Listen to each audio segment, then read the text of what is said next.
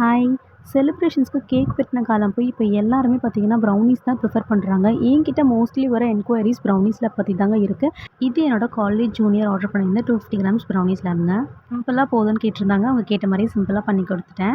Next வந்து பார்த்தீங்கன்னா, அக்காவோட பாப்பாக்காக பண்ணியிருந்த 6த் மந்த் பர்த்டே கேக் தான். ஹால்ஃப் பர்த்டே கேக் இப்போ தாங்க ஃபர்ஸ்ட் டைம் பண்றேன். இதுவரைக்கும் எந்த ஆர்டரும் வந்ததில்ல. சரி நம்ம பாப்பாக்கே ஃபர்ஸ்ட் டைம் பண்ணலான்னு சொல்லி பண்ணது தான் இது.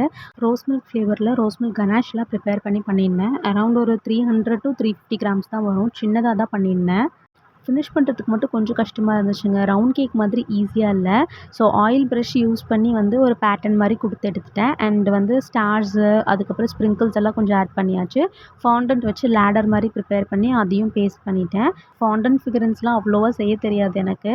ஸோ சிம்பிளா ஒரு டெடி பியர் வீடியோ ஒண்ணு பார்த்துருந்தேன் யூடியூப்ல. அது மாதிரி வந்து ஒரு சின்ன டெடி பியர் செஞ்சு வந்து ப்ளேஸ் பண்ணிட்டேன். கூடவே க்ளவுட்ஸ், பட்டர்ஃப்ளைஸ்லாம் வைக்கலான்னு தோணுச்சு. க்ளவுட் கட்டர்ஸ்லாம் என்கிட்ட இல்ல. ஸோ எனக்கு தெரிஞ்ச மாரி கட் பண்ணி வச்சிருந்தேன். கேக்கோட ஃபைனல் லுக் பார்த்தீங்கன்னா, இப்படி தான் இருந்துச்சு. என்னோட டெடி பியர் எப்படி இருக்குன்னு மறக்காம கமெண்ட்ல சொல்லுங்க. என்னோட ஒர்க் பிடிச்சிருந்தா மறக்காம சப்போர்ட் பண்ணுங்க. இன்னொரு வீடியோல பார்க்கலாம்.